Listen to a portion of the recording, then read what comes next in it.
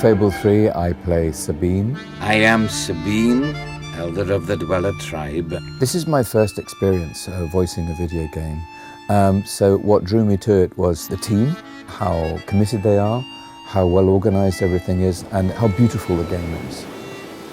There is, I think, some loose connection between a character I played in a film called The Last Legion and Sabine. They're both in the same part of the UK. They're both from Wales. All right, I'll shout Sabine's History of the Dweller tribe. And I apologise to any Welsh players of the game for my Welsh accent, but I did have a go. So royalty walks into our home. A princess, no less. You're a long mile from the castle, princess. What do you think of our home, then? Do you like what your brother has done to us? In Fable 3, I played Teresa, who is a seer who was blinded in her youth. I think you see that in Fable 1. She is born to see into the future. Sabine is a good man, and his people are strong. I play a character called Reaver. He's a kind of, I don't know how you describe him, a foppish, debauched ruin of a rake of a piratical libertine. I wouldn't call him immoral so much as amoral. He has no morality whatsoever. He doesn't even have a concept of morality. These pitiful men are not a patch on my old bloodstone pirates. Oh, how I miss them sometimes. There's always something stylish about being utterly wicked. Hey, Master Weaver, you think anyone will actually get this perfect score? No need to get restless, sweetheart. Barry Hatch is here to take care of you. Fancy a quick jig? Reaver will prove your most valuable asset. The character I play in Fable 3 is Logan, who is the King of Albion. This is my Albion. Its people will do as I say, or they will die. Its future will be as I decree, or it will end. It's my first time playing a video game character, and it's really interesting because it's another sort of form of storytelling. What are you doing here? The war room is no place for a child. What was really helpful was when I got sort of, sketches and images of the character, and through that I could sort of gather a lot of information, really, sort of an air of sort of pomposity and arrogance and paranoia. Take my sister and her friend to the throne room. We shall settle this matter officially. When Logan started to behave so appallingly, I told myself he wanted to prove his strength by seeing off a few agitators. In Fable 3, I play a character called Elliot, who's the female hero's kind of love interest, potentially. To force an entire kingdom to live in fear. That's true tyranny. He's a very genuine, kind man who is kind of the moral barometer for the female hero.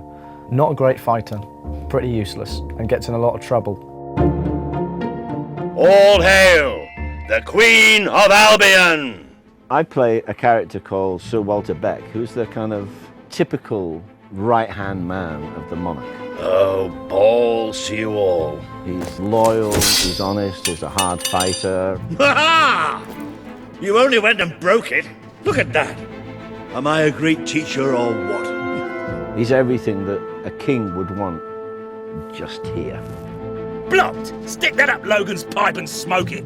In Fable 3, I am playing the part of Ben Finn, who is a sort of rapscallion, soldier-cum-adventurer who, had a difficult life. He grew up on the wrong side of the tracks, didn't really want to. He's always been quite a moral guy. He's always been kind of wanted to do the right thing, but was just dragged back into criminality again and again. But eventually, he joined the Royal Albion Army and sort of became this sort of, the guy he wanted to be. Ow! It's like being hit by a frozen sock! I played Jasper, who is the butler at the Royal Palace, and he was originally butler to the king who's gone all wrong. And now he is the great and faithful and loyal attendant on the young fellow who's going to become the hero, or the young girl who's going to become the heroine. You've a new mask, an exciting mix of daring and dashing. A bit like my first cat, Simon. I think people often wonder whether an actor is using himself in a character, and I think the answer is, to some extent, he has to. One of the things that's missing from a lot of video games is good writing and good voice work. I mean, they require that. It's just because they're video games doesn't mean they don't require the same attention that movies do, or television, or what have you. And I think this one has a wonderful mythology, and it's witty, and it's engrossing, and it demands to have people that, you know, can step up to the plate. This is revolutionary for me.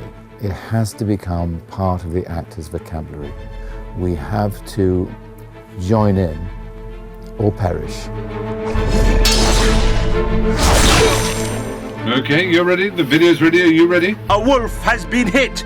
Oh, no, actually, could I do that again? It sounded a little bit grand. Could very well destroy the Kingdom of Albion. Just like that poster. And is my cappuccino here yet? The shambles! My advice to anyone who wants to play this game and win and overthrow Logan and be a good leader is to be yourself. Don't try and second guess. Don't try and think, oh, I wonder if the game wants me to do this or the game wants... It's not about that. It's about you, the player.